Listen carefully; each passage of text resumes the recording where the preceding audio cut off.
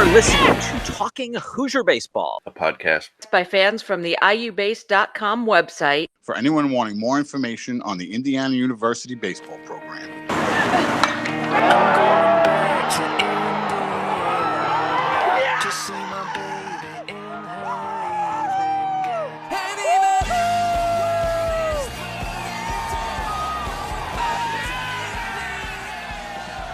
Welcome. We are recording this on Wednesday, July 29th, 2020. I am Carl James, joined by stats guru Cassidy Palmer, the man who experiences every perk of ballpark media credentials, Chris Feeney, and our special guest tonight, incoming graduate student transfer, catcher and first baseman, Jacob Southern. Chris will start us off today with our Hoosier highlights. Thanks, Carl. And if Victory Field is listening, they really do treat you really well. So I just want to kick that out. Leading off our Hoosier highlights tonight, it has to be Caleb Barriger. He makes his MLB debut, 2 innings, no runs, no hits. He rips through 5 Dodger All-Stars. He gets a K. He gets a win. The first win for a Hoosier in the major league since Aaron Slegers. It was an amazing job out there at Dodger Stadium. I really wish his family could have been there. Obviously, in the world we live in now, they weren't able to be there. But, Caleb pitched so well for us. I feel like he pitched a lot on Sundays for whatever reason. I don't know why. But great job by Caleb. 30th IU major leaguer. And it was really – it's proud whenever we see a Hoosier make their debut. Anytime we see him play, to be honest. But a debut like that, he made Hoosier Nation proud. It was great stuff. Another touchdown highlight, Josh Begley has now played in 8 major league seasons. Only 4 Hoosiers have done that. Okay, he got in the game over the weekend for Chicago, and that's only the fourth player ever to play 8 seasons. Ted Kluzinski, Mickey Morandini, John Wayner, and Sammy Esposito are the others. Now, we have another highlight. I'm proud to announce that the Talking Hoosier Baseball podcast does not jinx you. Gabe Biermann hadn't given up a run. We had him on the show. The next time he goes out and pitches, still no runs. And he wins pitcher of the night for the Colonel Collegiate League. Let's see, 4 innings, 7 strikeouts, no runs. So, Gabe, there was no jinx. I'm glad we were able to see that. On another note, Ryan Feinman, 4-year catcher here for Indiana, has decided to retire from playing baseball. Want to wish Ryan the best. He did play the 1 season for Tampa Bay. He was a non-drafted free agent. And Ryan gave us so many highlights. I remember the one thing he wanted the most was that dog pile. And to know that he ended his career at the BART in that dog pile is some good stuff. So thanks, Ryan, for the highlights. And Will Ali, the strength and conditioning coach, got married over the weekend. And I got to say, it was the first time I ever saw him smile. I have seen some monster moments at Bar Kaufman Stadium. The dude stands there with the poker face that you couldn't believe. But he was smiling at the wedding, so that's some good stuff. So those are Hoosier highlights for the week. Now, Cassidy has some stats for us. Yes. So with Jacob here with us, I took a look at his stats from Jacksonville. In 2017, his freshman year, he hit .275 in 51 at-bats and had 3 doubles and 2 homers in that time. In 2018, his sophomore year, he hit .231 but had a team-best 7 home runs that year. Last season, 2019, he started 55 of 56 games played, and he split that between catcher, DH, and first base. And he hit .249 with 5 home runs. He also caught 20 runners trying to steal. And in the COVID-shortened 2020 season, not a lot of stats there, small sample size, all that good stuff, but 62% of his hits actually went for extra bases in the 2020. So welcome, Jacob. Thank you for joining us. Of course. All right, Jacob. Well, you decided to transfer to IU back in April. So if you could let us know, what other schools were you considering, and what got you to land at IU? So there was a school up in the Northeast, Bryant University, I was also talking to, and Southeast Louisiana University I was talking to as well. We played them this year in the shortened season, and they said they liked everything they saw. So I talked to them a couple of times on the phone, a couple of Zoom meetings, and then I started talking to Coach Parker, And he reminded me that he used to be at UCF and he used to watch me play and he'd think I'd be a great fit at IU. So I talked on the phone with him for like 2 or 3 times, and then I talked to Coach Mercer for, I think it was like 3 hours. And I felt like we clicked right away with everything we talked about. And I think I chose IU because of the attention to detail and the big on player development, like reaching your ceiling and then going past what your ceiling is. I feel like I still have a lot of minor things that I could work through, and I really feel like that I can get past that at IU. Good stuff, Jacob. And I'm sure Mercer would love to hear that attention to detail comment. They seem pretty detail-oriented over there. You grew up in Florida high school baseball player, obviously, and then went over to Jacksonville University. Was a career in baseball something that you always looked as a goal for you? Oh, always. Ever since I was a little kid. There's a lot of like funny pictures of me when I was younger playing baseball, but I've always wanted to play baseball. Now, being in a warm weather state, of course, was it baseball all the time, or were you switching sports growing up like some people do out here? No, baseball all the time. I like to put it. I found what I was good at young, and I kind of stuck to it. So by the time all my friends were playing multiple sports, I wasn't really good at anything else, so to say. I was probably big enough in high school to play football and just kind of like be a guy out there to hit people, but I didn't like football, and my mom probably wouldn't want me to play football either, so stuck to baseball. Well, as I mentioned in the stats earlier, you catch and you play first. What position do you like the most and why? Catching 100%, without a doubt. Just because I've caught more in my career than playing first, and I feel like I like being part of every single play no matter what. Like even if the guy hits it and I don't get to catch the ball, I have to like observe the field and tell everybody like what's going on and stuff. First base gets boring. Like even when I've been playing it this summer, I think I've gotten like 3 ground balls in 20 games. It's not fun. Now, is it true that you can throw out a guy at second base blindfolded? I mean, we got video. So that story is funny. It was right after Ripken got drafted first overall. My summer coach showed me the video of him doing it at some showcase, and I was like, dude, I really feel like that's not that hard. Like I've made that throw to second base hundreds, maybe thousands of times in my life. I feel like if I get a couple practice throws in, I could do it. And he was like, I'm going to hold you to that. We're going to try it one day. So I think like a week and a half, 2 weeks later, we had some time to kill before the game. He was like, yo, let's do it. I was like, all right, bet, let's do it. And so they ended up taking video of it. I didn't think they were going to do it, but that was actually my second throw doing it blindfolded. The first one I had my hat forward, and he thought that I could see underneath the blindfold that he put on me. So he had me do it again. I put my hat on backwards to where it was even covering my nose, and then he tied it even tighter. I couldn't even breathe. But yeah, I thought it was cool. It was fun. Awesome. Well, anyone who looks at your Twitter feed can tell you're a fan of country music. So what are some of your favorites? Do you have a favorite concert? So I haven't gotten to go to too many concerts in my life just because baseball. My entire life has been baseball. But I've gone to a couple in the past couple of years up in Jacksonville. My favorite one by far was this past February. I went and saw Riley Green, Morgan Wallen, and Jason Aldean, it was like a week before my birthday, so it was kind of like a birthday present. It was absolutely amazing. I'd have to say my favorite artist of all time is probably Garth Brooks. I really hope that I get to see him in concert before he retires for good. He's retired a couple times and then come back.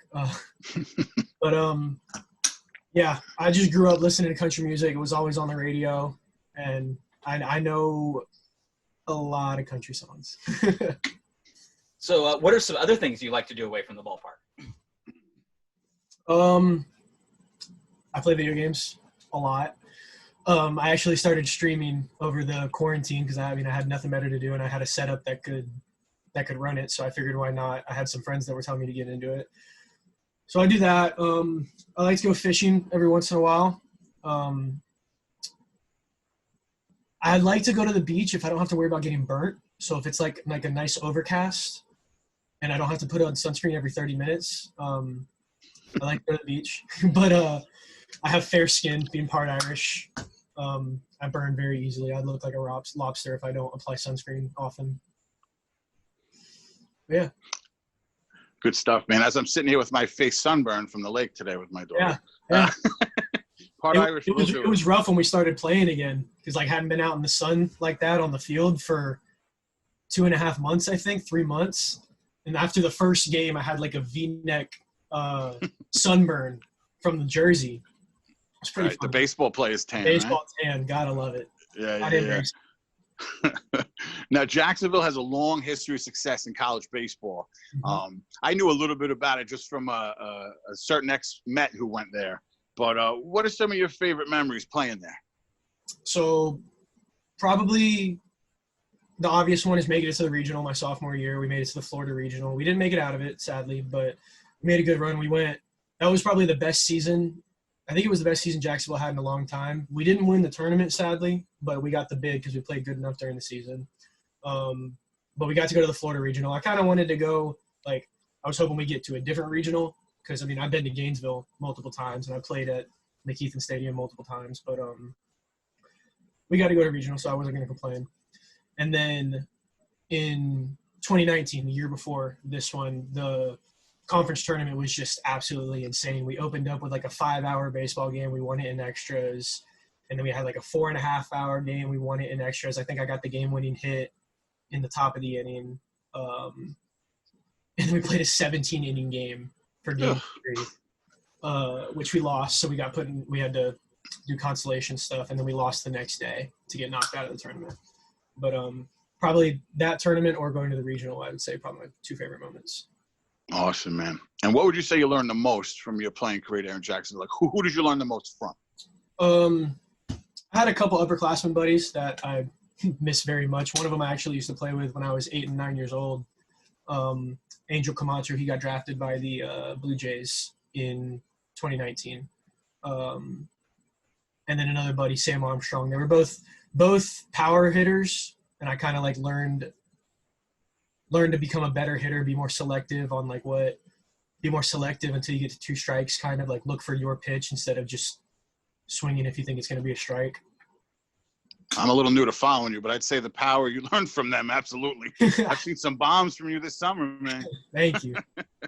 Now, as a big Mets fan, I got to ask, did Daniel Murphy ever come back? Did he visit? Yes. Does he ever?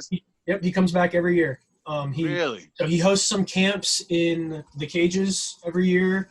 He comes back for the alumni game. It's actually, I love catching the alumni game because, one, you got all your buddies who are alumni, and then you got the big leaguers that are hitting too. So Murphy, when I'm catching, he'll tell himself yes or no or ball or strike before it even gets to the plate. And a couple times I've caught it, and he'll say ball, and the umpire will say strike, and Murphy will just look back at him. It's really funny. You know what position he played at Jacksonville, right? Second base, right?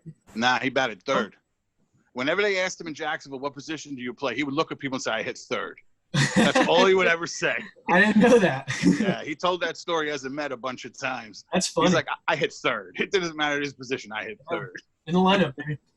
Yep. Nah, he got us to that World Series on his power alone, so it's nice to talk to another Jacksonville power hitter. Yeah, that was an insane stretch. I remember that. That was wild. So, Jacob, you had a great season in summer ball in 19 with the Bethesda Big Train. You made the all-league first team before your injury. What was it like playing in the Cal Ripken League? It was probably the most fun I've ever had playing baseball. Because it's a lot less. First off, summer ball is a lot less stress because you don't have to worry about class. And second off, I was on a pretty good team. We were one of the best teams in the country. And the coaches kind of just let us do our thing. For the minus making the lineup and doing pitching changes and stuff, we kind of got to do our own thing as long as we were within certain boundaries, obviously. We didn't goof around too much, but we had fun. Baseball was fun. I'd wake up in the morning, go to the gym, then go work camp all day, then go to the mall to get some food, and then we'd play baseball. And that was pretty much my everyday schedule. And I don't think I've ever had more fun playing baseball since that summer. So do you still have the rally helmet of yours that the team used? I do not. I had to leave it behind because they reused it sadly. They sent me the picture the first night. I think they might have had me sign it before I left. I don't remember. but they put it on top of every single dugout, and I got a picture every single game. The guy that I was battling for the league lead in RBIs, he always batted behind me in the lineup. So when I left, he moved up a spot, and our coach liked to put like funny little nicknames underneath our name on the lineup card. So under his, I have a picture of the lineup card. It says Matt Thomas, Southern 2.0. It was so funny. Awesome. I miss those That's guys awesome. so much. Well, you're obviously hitting lots of bombs this summer for the Orlando Scorpions. So how has it been after all this time getting back and playing ball again? It was definitely, it was, first off, it was amazing to get back on the baseball field. Obviously down here in Florida, it's humid as hell. It's 105 degrees every single day. But I didn't care. Standing out on the baseball field was awesome. I was just glad to be back on the field. Getting used to live pitching was rough. I won't lie. I think my first game I went 0 for 2 with 2 Ks and a walk. And then my first hit was a home run like a week into the season. And I was like, oh, okay, all right, that was nice. Can we keep finding barrel, please? And then a week later, I hit the home run. And at that point, I had 2 hits, and they were both home runs. And then I got like an infield single off the cap. And then I hit 2 more home runs after that, and they were like, dude, your slugging percentage is insane. Don't hit any more singles. And that's all I've hit since. They're like, man, you're screwing your slugging percentage. I'm sorry. I'm just glad the ball's hitting the bat right now. Because it was rough after taking another – because I missed the entire fall of live at-bats because of my injury. So I got off to a rough start this past spring because I hadn't seen live pitching. And then I felt like I was finally figuring it out when the season ended. And I had to take another 3.5-month break, 3-month break. So it was frustrating, but I just know that I didn't care what numbers I put up, just that I was getting reps and getting ready for Indiana. Cool. So it seems to be playing a lot at first base and designated hitter. Is that any hint on what you see in your role with the Hoosiers? Not really. I'm looking to catch at Indiana, and that's what Coach Parker and I and Coach Mercer have talked about. They just didn't want me to risk another injury like I did last summer. So they said, honestly, if you could just EH every single game, that'd be perfect, but you could play first base that you don't have to hit. So it's actually funny. The other first baseman, he wasn't there for Monday and Tuesday games because he had a job. Like, he had to keep his job, so he worked it out with the coach. Hey, we're here for the second half of the week. I just got to work the first half. So I would play first Monday, Tuesday, and then he would come to the second half of the week. And he came on a Tuesday one day, and he said something about, like, getting the day off. I was like, dude, you got to keep getting days off. Like, this is awesome. I love EHing. This is beautiful. And he was like, yeah, I put my 2 weeks in a couple weeks ago, so I'm done. I was like, let's go. I don't have to play first base anymore. Nice. We thought we were like being detectives. We saw all this first base stuff on Twitter. I'm like, oh, maybe he's coming to play first. Nah, I'm hoping to catch. No. I'll play first. I'm not catching, but that just shows you we don't know what we're talking about, so that's fine. Now, first off, as a Florida guy, I got to ask, do you own a winter coat? I mean, I got hoodies like this. I don't think I've got like a heavy one yet. Yeah, you might want to invest in one. Yeah, we're working on it. Good stuff. I like to think sorry, go ahead. No, you.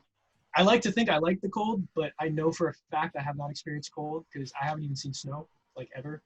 So it's going to be – Ever in your life? Ever. The closest I've come to seeing – when I say my entire life has been baseball, I'm not joking. Like, if I went out of the state, it was for a baseball tournament. Like, Wow. No matter what. We didn't start taking family vacations that didn't involve baseball until my sophomore year of college. And it would be during Christmas break, and we went to the Keys for a week. The Keys is fun. So nice. Oh, yeah. Nice. Well, you do know Especially that baseball and snow are not exactly mutually exclusive here. So No. My sophomore year when we traveled to Lipscomb, it was the first weekend of April, and Friday night wasn't bad. Like, yeah, it was cold, but it wasn't bad. Saturday, it was April 1st. It was the coldest recorded day in Nashville history. In the month of April, it was 33 degrees at game time, and it was like flurrying. But I don't count it as seeing snow because it wasn't sticking to the ground. yeah. I haven't seen snow yet. That doesn't count. Well, this winter we actually had a very, very light winter, so maybe you'll get the heavy one this time. Who knows? I don't know. I really don't want to get snowed in. No, I'm worried about my truck. What ends up happening is February and like January won't be that bad. And then the minute the home games are supposed to start, the weather goes, it's without a doubt, every time.